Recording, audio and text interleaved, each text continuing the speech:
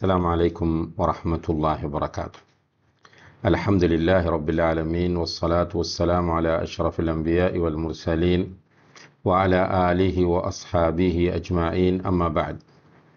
கண்ணியத்திற்குரிய சகோதர சகோதரிகளே, அல்லாஹுடைய பேரருளால் முஹர்ரம் மாதத்தின் முதல் பகுதியிலே நாம் எல்லோரும் இருந்து கொண்டிருக்கின்றோம்.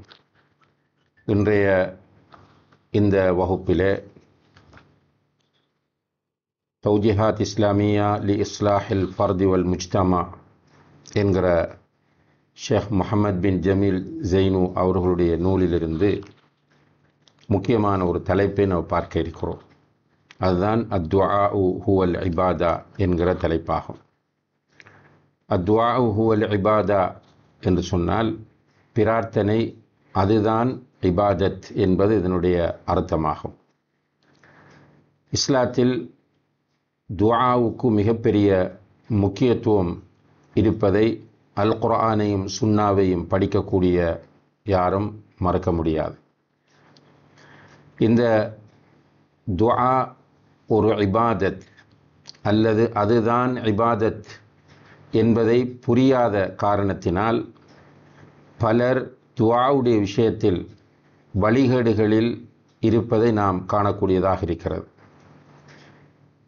குறிப்பாக இந்த ஹதீஸ், அன்புள்ள சகோதர சகோதரிகளே, திருமதியிலே பதிவு செய்யப்பட்ட ஒரு செய்தியாகும். அத்வாஉ ஹுவல் இபாதா என்று ஷேக் அவர்கள் இங்கே ஒரு தலைப்பாக அதை இட்டிருந்தாலும் அது சுனன் திருமதி என்கிற ஹதீஸ் கிரந்தத்தில் பதிவு செய்யப்பட்டிருக்கிற ஒரு ஆதாரபூர்வமான ஹதீஸாக காணப்படுகிறது. பிரார்த்தனை அதுதான் வணக்கம். ஏனென்றால் ஏனைய வணக்கங்களில் ஒரு மனிதன் தான் வணங்குவதை உணராமல் போக வாய்ப்பிருக்கலாம். ஆனால் துஆவின் போது ஒரு முஸ்லிம் தன்னுடைய பலவீனத்தை உணர்ந்து அல்லாஹ்தான் வணக்கத்திற்கு தகுதியான உண்மையான இறைவன் கடவுள் என்பதை ஏற்றுக்கொண்ட நிலையிலேயே அவன் துஆவிலே ஈடுபடுகிறான். எனவேதான் அத்வாஉ ஹுவல் இபாதா என்று சொல்லப்படுகிறது. அதே நேரத்தில் இன்னும் ஒரு செய்தி வருகிறது, அத்வாஉ முஹுல் இபாதா, துஆ வணக்கத்தின் மூளை என்று. ஆனால் அந்த வாசகம் பலவீனமானதாகும் என்பதையும் ஒரு தகவலுக்காக இந்த இடத்திலே பதிவு செய்து கொள்கிறோம். துஆ வணக்கத்தின் மூளை, அத்வாஉ முஹுல் இபாதா என்று வரக்கூடிய செய்தி தஈஃபானது, பலவீனமானது. ஆனால் இந்த செய்தி, இந்த ஹதீஸ் அத்வாஉ ஹுவல் இபாதா, துஆ அதுதான் இபாதத் என்கிற ஹதீஸ் உறுதியான சஹீஹான ஹதீஸாகும். இந்த ஹதீஸுக்கு கீழே அல்லது இந்த தலைப்பின் கீழே ஷேக் அவர்கள் பல்வேறு செய்திகளை கொண்டு வருகிறார்கள். அவற்றை ஒவ்வொன்றாக நாம் பார்ப்போம் இன்ஷா அல்லாஹ். முதலாவதாக ஷேக் அவர்கள் சொல்லுகிறார்கள், ஒரு முஸ்லிம் யா ரசூலல்லாஹ் அல்லது வேறு ஒருவரை அழைத்து அல்லாஹுடைய தூதரே என்றோ அல்லது யா முஹையித்தீன் என்றோ அல்லது யா அலி என்றோ யா ஹுசைன் என்றோ அழைக்கிற ஒருவர் அல்லாஹ் அல்லாதவர்களை அழைப்பதாகவும் அல்லாஹ் அல்லாதவர்களை வணங்குவதாகவும் கொள்ளப்பட வேண்டும் என்று சொல்கிறார்கள். முக்கியமான ஒரு விஷயமாகும். இதிலே அவர்கள் சொல்லுகிறார்கள், வலவுக்கான நீயத்துஹு அன்னல்லாஹு வல் முகீஸ், அல்லாஹ் தான் உதவி செய்பவன் என்கிற நம்பிக்கை உள்ளத்தில் இருந்தாலும் அவன் யா ரசூலல்லாஹ் என்றோ யா கௌஸ் என்றோ அல்லது யா முஹையித்தீன் என்றோ யா ஹுசைன் என்றோ உதவிக்காக வேண்டி மரணித்த ஒருவரை அழைக்கிற போது அவர் அல்லாஹ் அல்லாதவர்களை அழைத்தவராகவும் அல்லாஹ் அல்லாதவர்களுக்கு வணக்கம் செலுத்தியவராகவும் கருதப்படுவார் என்பதை ஷேக் அவர்கள் இங்கே சுட்டி காட்டுகிறார்கள். மிக முக்கியமான ஒரு விஷயமாகும். இப்போ துஆவுக்கு முழுமையாக தகுதியானவன் அல்லாஹ் ஒருவன் தான். இப்போ அல்லாஹ் ஒருவனிடம் மட்டுமே நாம் நம்முடைய தேவைகளை கேட்க வேண்டும். உலக விஷயங்களில், உலகத்தை பொறுத்தவரையில் உலகத்தில் நமக்கு உதவி செய்ய முடியுமான மனிதர்களும் இருப்பார்கள், உதவி செய்ய முடியுமான விஷயங்களும் இருக்கும். அந்த விஷயங்களில் அவர்களிடத்தில் உதவியை கேட்பது என்பது மார்க்கத்தில் அனுமதிக்கப்பட்டதாகும். வல்லாஹு ஃபி அவுனில் அப்தி மா கானல் அப்து ஃபி அவுனி அஹீஹி, ஒரு அடியான் தனது சகோதரனுக்கு உதவும் காலமெல்லாம் அல்லாஹ் அவனுக்கு உதவி செய்து கொண்டிருப்பார். இந்த உதவி தேடுதல் என்பது வேறு, இது அனுமதிக்கப்பட்டது. ஆனால் மரணித்த ஒருவரிடம் அல்லது உயிரோடு இருக்கிற ஒருவரிடம் அவர் நாம் அழைக்கிற அழைப்பை கேட்க முடியாத தூரத்தில் இருக்கிறார் என்றால் அவ்வாறு செய்கிற போது அவரை பிரார்த்தித்ததாக அது அமையும். அல்லாஹ் அல்லாதவர்களிடம் பிரார்த்தனை செய்வது ஷிர்காகும் என்பதை ஷேக் அவர்கள் இங்கே மிக தெளிவாக சுட்டி காட்டுகிறார்கள். இரண்டாவதாக சொல்லுகிறார்கள், ஒரு முஸ்லிம் சில நேரம் இவ்வாறு செய்துவிட்டு சொல்லலாம், நான் இவர்களிடம் துஆ கேட்டது அல்லாஹ்விடத்தில் கொண்டு சேர்க்கிற ஒரு இடைத்தரகராகவே அன்றி இவர்களை நான் அல்லாஹ்வாக கருதவில்லை. உதாரணமாக ஒரு ஆட்சியாளரிடம் நான் செல்ல வேண்டுமாக இருந்தால் அல்லது ஒரு நீதிபதியிடம் நான் போக வேண்டுமாக இருந்தால் அந்த ஆட்சியாளரிடம் செல்வதற்குரிய ஒரு இடைத்தரகரை நான் ஏற்படுத்துவது போல, அல்லது ஒரு நீதிபதியிடத்தில் ஒரு லோயரை நான் ஏற்படுத்தி கொள்வது போல தான் இதையும் நான் செய்கிறேன், இவர்களிடமும் நான் உதவி தேடுகிறேன் என்று ஒருவர் சொன்னால் அது இன்னும் பெரிய வழிகேடாக அமைகிறது. ஏனென்றால் இந்த இடத்தில் படைப்பாளனை கொண்டு போய் பலவீனமான படைப்புகளுக்கு ஒப்பிடக்கூடிய ஒரு நிலை தோன்றுகிறது. இவ்வாறு செய்வது குஃப்ராகும். அல்லாஹு தஆலா சூரத்து ஷூரா 11வது வசனத்தில் சொல்கிறான், லைஸ கமிஸ்லிஹி ஷை வஹுவஸ் ஸமீஉல் பஸீர். அல்லாஹ்வை போன்று ஒன்றுமே கிடையாது, அவன் சமீஆக பஸீராக இருக்கிறான். எல்லாவற்றையும் செவிமடுப்பவனாகவும் எல்லாவற்றையும் பார்ப்பவனாகவும் அல்லாஹ் இருக்கிறான் என்பதை அல்லாஹ் ஜல்ல ஷானஹு தஆலா குர்ஆனிலே இந்த சூரத்து ஷூரா 11வது வசனத்திலே சொல்லி காட்டுகிறான். எனவே அல்லாஹுக்கு ஒப்பாக இந்த நீதிபதிகளையும் ஆட்சியாளர்களையும் இன்ன பெரிய உயர் பதவிகளில் இருக்கிறவர்களையும் ஒப்பிடுவது என்பது குஃப்ரான ஒரு விஷயமாகும் என்பதை ஷேக் அவர்கள் இரண்டாவது அம்சமாக சுட்டி காட்டுகிறார்கள். மூன்றாவதாக சொல்லுகிறார்கள், ரசூல் ஸல்லல்லாஹு அலைஹி வஸல்லம் அவருடைய காலத்தில் இருந்த முஷ்ரிக்குகள், நபி ஸல்லல்லாஹு அலைஹி வஸல்லம் அவருடைய காலத்தில் இருந்த முஷ்ரிக்குகள் அல்லாஹுவை ஹாலிக்காக ராசிக்காக ஏற்றுக்கொண்டார்கள். அதாவது படைப்பாளன் அல்லாஹுதான் என்று சொன்னார்கள், உணவளிப்பவன் அல்லாஹுதான் என்று சொன்னார்கள். தெளிவாகவே குர்ஆன் இதை சொல்லுகிறது. இருந்த போதிலும் அவர்கள் அவுலியாக்களிடம் சிலைகளாக அவற்றை ஆக்கி கொண்டு அந்த அவுலியாக்களிடம் தங்களுடைய தேவைகளை கேட்டார்கள். அல்லாஹ்விடம் அவர்கள் நெருக்கி வைப்பார்கள் என்கிற அந்த சிந்தனையோடு அல்லாஹு தஆலா இந்த இடைத்தரகரை ஏற்றுக்கொள்ளவில்லை. இவ்வாறு செய்தவர்களை காஃபிர்கள் என்று அல்லாஹ் அடையாளப்படுத்துகிறான். சூரத்து ஜுமர் 3வது வசனத்தில் அல்லாஹ் சொல்லுகிறான், வல்லதீன தஹது மின் தூனிஹி அவுலியா. அல்லாஹுவை தவிர்த்து வேறு அவுலியாக்களை உருவாக்கி கொண்டவர்கள் இருக்கிறார்களே, அவர்கள் சொன்னார்கள், மா நஅபுதுஹும் இல்லா லியுகர்ரிபூனா இலல்லாஹி ஸுல்ஃபா. அந்த அவுலியாக்களை நாங்கள் ஏற்படுத்தி இருப்பது அல்லாஹ்விடத்தில் எங்களை நெருக்கி வைப்பதற்காக வேண்டிய அன்றி வேறில்லை என்று சொன்னார்கள். இன்னல்லாஹ யஹ்குமு பைனஹும் ஃபீமா ஹும் ஃபீஹி யஹ்தலிஃபூன். அவர்கள் கருத்து வேறுபாடுபடக்கூடிய விஷயத்தில் அல்லாஹ் தீர்ப்பு வழங்குவான். இன்னல்லாஹ லா யஹ்தி மன் ஹுவ காதிபுன் கஃபார். நிராகரிக்கிற பொய்யர்களானவர்களுக்கு அல்லாஹ் நேர்வழி காட்டுவதில்லை என்று சொல்கிறான். இந்த வசனத்தின் இறுதியிலே அல்லாஹுவை நெருங்குவதற்காக அவுலியாக்களை ஏற்படுத்தி கொண்டவர்களை காஃபிர் என்று அல்லாஹு தஆலா சொல்கிறான். இப்போ நமக்கு இடைத்தரகர் தேவையில்லை. அல்லாஹ் சமீ, அல்லாஹ் பசீர், அல்லாஹ் நமக்கு நெருக்கமாக இருக்கிறார். சூரத்துல் பக்ரா 186வது வசனத்தில் அல்லாஹ் சொல்லும்போது, வைதா சாலக இபாதி அன்னி ஃபஇன்னி கரீப். என்னுடைய அடியார்கள் என்னை பற்றி கேட்டால் நான் நெருக்கமாக இருக்கிறேன் என்று நபி நீங்கள் சொல்லுங்கள் என்று அல்லாஹ் சொல்கிறார். எனவே அல்லாஹுக்கு இடைத்தரகர்களை, அல்லாஹுவை நெருங்குவதற்கு இடைத்தரகர்களை ஆக்க வேண்டிய அவசியம் இல்லை என்பதை இதன் மூலம் நாம் புரிந்து கொள்ளலாம். அவ்வாறு இடைத்தரகர்களை ஆக்குகிறவர்கள் காஃபிர்களாக கருதப்படுவார்கள். நான்காவதாக ஷேக் அவர்கள் சொல்கிறார்கள், அந்த முஷ்ரிக்குகள், நபிகள் நாயம் ஸல்லல்லாஹு அலைஹி வஸல்லம் அவர்களுடைய காலத்தில் வாழ்ந்த முஷ்ரிக்குகள், இணை வைப்பாளர்கள், அவர்களுக்கு கஷ்டங்கள் வந்தபோதுதான் அல்லாஹ் அல்லாதவர்களை கானு யதுஊன அல்லாஹ் வஹ்தஹு இந்த ஷதாயித், கஷ்டங்கள் வரும்போது அல்லாஹ்விடமே கேட்கக்கூடியவர்களாக இருந்தார்கள்.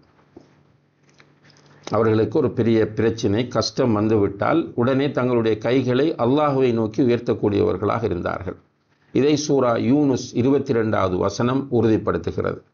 வஜாஅஹுமுல் மௌஜு மின் குல்லி மகான், அலை பல பக்கத்திலும் அடிக்கிறது. வதன்னு அன்னஹும் உஹீத பிஹும், அலை அடித்து அவர்கள் அதன் மூலம் சூழப்பட்டு விட்டார்கள் என்று அவர்கள் எண்ணும்போது தஅவுல்லாஹ முஹ்லிஸீன லஹுத்தீன், அல்லாஹ் ஒருவனையே அவர்கள் அல்லாஹுக்கு கட்டுப்பட்டவர்களாக பிரார்த்தனை செய்கிறார்கள். லஇன் அஞ்சைத்தனா மின் ஹாதிஹி லனகூனன்ன மினஷ் ஷாக்கிரீன், அவர்கள் சொல்கிறார்கள் இந்த கஷ்டத்திலிருந்து எங்களை நீ வெளியாக்கிவிட்டால் நன்றியுள்ளவர்களாக இருப்போம் என்று சொல்கிறார்கள். அப்போ கஷ்டங்கள் வரும்போது அல்லாஹுவை அவர்கள் அழைக்கிறவர்களாக இந்த முஷ்ரிக்குகள் இருந்திருக்கிறார்கள். ஆனால் அவர்கள் நல்ல நிலையில் வசதியாக பிரச்சனைகள் இல்லாமல் கஷ்டம் இல்லாமல் இருக்கிற போதுதான் அவர்கள் அல்லாஹ் அல்லாதவர்களை பிரார்த்தித்தார்கள். இப்போ கஷ்டத்தின் போது அல்லாஹுவை பிரார்த்தித்தார்கள், கஷ்டம் இல்லாத நிலையில் அல்லாஹ் அல்லாதவர்களை பிரார்த்தித்தார்கள். எனவே அவர்களை காஃபிர்கள் என்று அல் குர்ஆன் அடையாளப்படுத்துகிறது. ஆனால் இன்றைய முஸ்லீம்களில் சிலர் ரசூல்மார்களை, நல்லடியார்களை அழைக்கிறார்கள், அவர்களிடம் துஆ செய்கிறார்கள், அவர்களிடம் உதவி தேடுகிறார்கள். எந்த நேரத்தில் என்றால் கஷ்டமான நேரத்தில். அந்த மக்கத்து முஷ்ரிக்குகளுக்கு ஆப்போசிட், ரசூலுல்லாஹி அலைஹி வஸல்லம் காலத்தில் இருந்த இணை வைப்பாளர்களுக்கு மாற்றமாக அவர்கள் கஷ்டத்தின் போது அல்லாஹ்விடம் துஆ கேட்டார்கள்.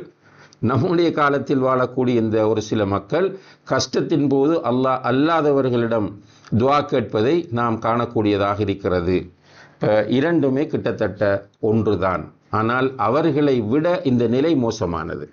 அன்றைய காலத்தில் இருந்த முஷ்ரிக்குகளை விட இன்றைய காலத்தில் தங்களை முஸ்லிம்கள் என்று சொல்லிக்கொண்டு இவ்வாறு செய்கிறவர்களுடைய நிலை மிக மோசமானது என்பதை சூரத்துல் அஹ்காஃப் 5-6வது வசனங்களை ஆதாரம் காட்டி ஷேக் அவர்கள் இங்கே வலியுறுத்துவதை நாம் காணக்கூடியதாக இருக்கிறது. அடுத்ததாக அந்த மக்கள் என்ன நினைத்தார்கள் என்றால், அன்னல் முஷ்ரிகீன் அல்லதீன வரத திக்ருஹும் ஃபில் குர்ஆன் கானு யதுஊன அஸ்னாம மினல் ஹிஜாரா, அதாவது இப்போ இன்றைக்கு அல்லாஹ் அல்லாதவர்களிடம் போய் தங்களுடைய தேவைகளை கேட்டுவிட்டு அவுலியாக்கள் என்கிற பேரில், தர்காக்கள் என்கிற பேரில், ஜியாரங்கள் என்கிற பேரில் அந்த இடங்களுக்கு போய் அவர்களிடம் தங்களுடைய தேவைகளை கேட்கிறார்கள். கேட்டுவிட்டு நாங்கள் அல்லாஹ்தான் எல்லா ஆற்றலும் உள்ளவன் என்ற நம்பிக்கையோடு தான் இருக்கிறோம், அவனுக்கு ஒரு இடைத்தரகர்களாகத்தான் இவர்களை ஆக்குகிறோம் என்று சொல்லிக் கொள்கிறார்கள். இந்த மேற்சொன்ன விஷயங்களை அவர்களிடத்தில் நம்ம சொல்லுகிறோம். அல்லாஹ்வுக்கு இடைத்தரகர் தேவையில்லை, நீங்கள் அல்லாஹ்விடம் நேரடியாக கேட்கலாம். ஏனென்றால் அல்லாஹ்விடம் நேரடியாக கேட்காமல் முஷ்ரிக்குகளும் அவர்களுடைய வணக்கத்தை இடைத்தரகர்களை வைத்து மேற்கொண்ட போது நபி ஸல்லல்லாஹு அலைஹி வஸல்லம் அவர்கள் அது வழிகேடு ஷிர்க் என்று சொன்ன நேரத்தில் அவர்கள் சொன்னார்கள், நாங்கள் மா நஅபுதுஹும் இல்லா லியுகர்ரிபூனா இலல்லாஹி ஸுல்ஃபா, அல்லாஹ்விடத்தில் எங்களை நெருக்கி வைப்பதற்காகத்தான் நாங்கள் இவ்வாறு செய்கிறோம் என்று சொன்னார்கள். அதுபோல உங்களுடைய நிலை இருக்கிறதே என்றெல்லாம் நாம் இந்த மக்களிடம் கேட்கும்போது அவர்கள் சொல்லுகிற அடுத்த வாதம் என்ன என்றால், அந்த மக்கள் அழைத்தது கற்களை, சிலைகளை, கல்லால் ஆக்கப்பட்ட, கல்லால் செய்யப்பட்ட சிலைகளை என்று சொல்கிறார்கள். உண்மையிலே அன்புள்ள சகோதர சகோதரிகளே, இப்போ நிறைய பேர் இவ்வாறு அந்த அவர்கள் சிலையை வணங்கியதனால்தான் அவர்கள் முஷ்ரிக்குகள், சிலைகளிடம் அவர்கள் துஆ கேட்டதனால்தான் அவர்கள் முஷ்ரிக்குகள் என்று நினைத்து கொண்டு நாம் சிலைகளிடம் கேட்பதில்லையே, நாம் கற்களிடம் கேட்பதில்லையே என்று ஒரு வாதத்தை முன்வைக்கிறார்கள். ஷேக் அவர்கள் சொல்லுகிறார்கள், இந்த வாதம் தவறான பிழையான வாதமாகும். அந்த சிலைகளை நீங்கள் எடுத்து பார்த்தால் அது ஆரம்பத்தில் மனிதர்களாக இருந்தவர்கள்தான். இந்த மக்காவில் இருந்த முஷ்ரிக்குகள் ஏற்படுத்தி கொண்ட பல சிலைகளினுடைய வரலாற்றை நாம் எடுத்து பார்த்தால் அந்த சிலைகளுடைய ஆரம்பம் அவர்கள் மனிதர்களாக இருந்தவர்கள். அந்த மனிதர்களைத்தான் காலப்போக்கிலே சிலையாக வடித்து அவர்களிடம் போய் தங்களுடைய தேவைகளை இந்த மக்கள் கேட்க ஆரம்பித்தார்கள். புகாரியிலே வரக்கூடிய ஒரு ஹதீஸ், இப்னு அப்பாஸ் ரலியல்லாஹு அன்ஹுமா அவர்கள் சூரா நூஹ் 23வது வசனத்தில் வருகிற இந்த வசனத்திற்கு விளக்கம் சொல்லும்போது, وَقَالُوا لَا تَذَرُنَّ آلِهَتَكُمْ وَلَا تَذَرُنَّ وَدًّا وَلَا سُوَاعًا وَلَا يَغُوثَ وَيَعُوقَ وَنَسْرًا. அதாவது அவர்கள் சில சிலைகளை வணங்கி கொண்டிருந்தார்கள். அவர்களை விடாமல் வணங்கி கொண்டிருந்த போது, நீங்கள் வத்தையும் சுவாயையும் யகூசையும் யவுக்கையும் நஸ்ரையும் விடாமல் அவற்றிடமே தங்களுடைய தேவைகளை கேட்டு அவற்றையே நீங்கள் வணங்கி கொண்டிருக்கிறீர்கள் அல்லவா என்று கேட்கப்பட்டது. இங்கே இப்னு அப்பாஸ் ரலியல்லாஹு அன்ஹுமா சொல்கிறார்கள், இந்த வத்து, சுவா, யகூஸ், யவுக், நஸ்ர் என்பதெல்லாம் அஸ்மா ரிஜாலின் சாலிஹீன மின் கௌமி நூஹ், நூஹ் அலைஹிஸ்ஸலாம் அவர்களுடைய சமுதாயத்தில் இருந்த நல்லடியார்களுடைய பெயர்கள் என்று சொல்கிறார்கள். இந்த நல்லடியார்களை ஷைத்தான் வழிகெடுத்து, அதாவது இந்த மக்களை ஷைத்தான் வழிகெடுத்து அந்த நல்லடியார்களை கண்ணியப்படுத்த சொன்னான். ஆரம்பத்திலே அவர்களுடைய பெயர்களை கண்ணியப்படுத்த சொல்லி, அவர்களுடைய கபர்களை கண்ணியப்படுத்த சொல்லி, அவர்களுடைய கபர்களை கட்டச் சொல்லி, இவ்வாறு பல வழிகாட்டல்களை, மோசமான வழிகாட்டல்களை ஷைத்தான் அந்த மக்களுக்கு வழங்கினார். பிறகு அந்த மக்கள் அவ்வாறு செய்தார்கள். காலப்போக்கில் அவர்கள் மரணித்து இல்லாமல் போன பிறகு அவர்களுடைய அந்த சிலைகள் வணங்கப்பட ஆரம்பித்தன என்று இப்னு அப்பாஸ் ரலியல்லாஹு அன்ஹுமா சொல்லக்கூடிய தஃப்சீர் புகாரியிலே பதிவு செய்யப்பட்டிருப்பதை நாம் பார்க்கிறோம். எனவே அன்புள்ள சகோதர சகோதரிகளே, இன்று கபறுகள், அவுலியாக்கள், ஜியாரங்கள், தர்காக்கள் என்று போய் கஷ்டங்கள், ஆபத்துக்கள், பிரச்சனைகள் வரும்போது மண்டியிட்டு கிடக்கக்கூடிய மக்களுடைய ஆர்கியூமெண்ட், அன்றைய முஷ்ரிக்குகள் சிலைகளை வணங்கினார்கள், நாங்கள் அவ்வாறு சிலைகளை வணங்கவில்லை என்பது பிழையாகும். இரண்டும் ஒன்றுதான். அவர்களும் ஆரம்பத்தில் நல்லடியார்களுடைய கபறுகளைத்தான் கட்டினார்கள். அதுதான் இன்று நீங்கள் செய்கிற விஷயம் என்பதை ஷேக் அவர்கள் இங்கே சொல்லி காட்டுகிறார்கள். எனவே அன்புள்ள சகோதர சகோதரிகளே, இந்த 5 பாயிண்ட்டுகளிலும் உண்மையிலேயே மிக முக்கியமான பல விஷயங்களை நாம் புரிந்து கொள்ளக்கூடியதாக இருக்கிறது. அத்வாஉ ஹுவல் இபாதா, பிரார்த்தனை அதுதான் இபாதத் என்று வருகிற இந்த ஹதீஸின் பின்னணியில், இபாதத் என்றால் நாம் எல்லோரும் அல்லாஹ் ஒருவனையே வணங்குவோம் என்ற உறுதிமொழியை வழங்கியிருக்கிறோம். லா இலாஹ இல்லல்லாஹ் என்கிற கலிமாவை சொல்லியிருக்கிறோம். லா இலாஹ இல்லல்லாஹ் என்றால் வணக்கத்திற்கு தகுதியான உண்மையான கடவுள் அல்லாஹுவை தவிர வேறு யாரும் இல்லை என்பதுதான் அதனுடைய அர்த்தமாகும். இப்போ அல்லாஹுவை தவிர வணங்குவதற்கு தகுதியான கடவுள் வேறு யாரும் இல்லை என்றால் அவன் ஒருவனையே நாம் வணங்க வேண்டும். அதையே ஒவ்வொரு நாளும் குறைந்தபட்சம் நம்முடைய தொழுகைகளில் ஈயாக்க நஅபுது வ ஈயாக்க நஸ்தஈன், உன்னையே வணங்குகிறோம், உன்னிடமே உதவி தேடுகிறோம். உன்னையே என்றால் வேறு யாரையுமே நாங்கள் வணங்க மாட்டோம் என்பது அதனுடைய அர்த்தமாகும். இப்போ உன்னையே வணங்குகிறோம், உன்னிடமே உதவி தேடுகிறோம். அன்புள்ள சகோதர சகோதரிகளே, உண்மையிலே மிக முக்கியமான விஷயம் இது. ஆனால் நம்முடைய மக்களுக்கு இந்த இல்ம் கொண்டு போய் சேர்க்கப்படவில்லை. இதிலே அந்த பகுதிகளிலே வாழக்கூடிய மௌலவிகளும் கூட பெரிய அநியாயமும் பாவமும் செய்கிறார்கள். அந்த மக்களுக்கு இந்த விஷயத்தை சொன்னால், நீங்கள் உங்களுடைய தொழுகைகளிலே உன்னையே வணங்குகிறோம், உன்னிடமே உதவி தேடுகிறோம் என்று அல்லாஹ்விடத்தில் சொல்லிவிட்டு, எப்படி அல்லாஹ் அல்லாதவர்களை வணங்கி அல்லாஹ் அல்லாதவர்களிடம் நீங்கள் துஆ கேட்பீர்கள் என்கிற விஷயத்தை கற்றுக் கொடுத்திருந்தால் நிச்சயமாக அந்த மக்கள் நேர்வழியில் செல்வதற்கு அது வழியாக இருந்திருக்கும். ஆனால் இந்த மௌலவிகளும் மறைக்கிறார்கள், பயப்படுகிறார்கள், சொல்வதில்லை. தெரியும் அவர்களுக்கு துஆ கேட்பதாக இருந்தால் அல்லாஹ் ஒருவனிடம் மட்டுமே துஆ கேட்க வேண்டும் என்பது தெரியும். ஏனென்றால் அத்வாஉ ஹுவல் இபாதா, துஆ அதுதான் இபாதத். அப்போ மற்ற சுஜூது, ருக்குஉ, தொழுகை, நோன்பு என்கிற இபாதத்துகள் எல்லாவற்றையும் விட மிக உயர்ந்த நிலையில் இருப்பது இந்த துஆ என்கிற இபாதத்தாகும். அப்போ அல்லாஹ் ஒருவனுக்கே சுஜூது செய்ய வேண்டும் என்றால், அல்லாஹ் ஒருவனுக்கே தொழ வேண்டும் என்றால், அல்லாஹ் ஒருவனுக்காகவே நோன்பு பிடிக்க வேண்டும் என்றால், நம்முடைய துஆக்களும் அல்லாஹ் ஒருவனுக்காகவே அமைய வேண்டும், அவனிடம் மட்டுமே நாம் துஆ செய்ய வேண்டும் என்பதை புரிந்து கொள்ளலாம். இது அல்லாமல் இன்னும் பல விஷயங்களை ஷேக் அவர்கள் தொடர்ந்து சொல்லுகிறார்கள். இன்ஷா அல்லாஹ் நம்முடைய அடுத்த வகுப்பிலே அது பற்றி நாம் பார்க்கலாம். எல்லாம் வல்ல அல்லாஹு தஆலா அவனை சரியாக விளங்கி புரிந்து ஈமான் கொண்டு அவனை மட்டுமே வணங்கி அவனுக்காக மட்டுமே நம்முடைய இபாதத்துகள் அனைத்தையும் ஆக்கிய நிலையில் மரணிப்பதற்கு அல்லாஹு தஆலா நம் எல்லோருக்கும் தௌஃபீக் செய்வானாக. வ ஆஹிரு தஅவானா அனில் ஹம்துலில்லாஹி ரப்பில் ஆலமீன். வஸ்ஸலாமு அலைக்கும் வரஹ்மத்துல்லாஹி வபரகாத்துஹு.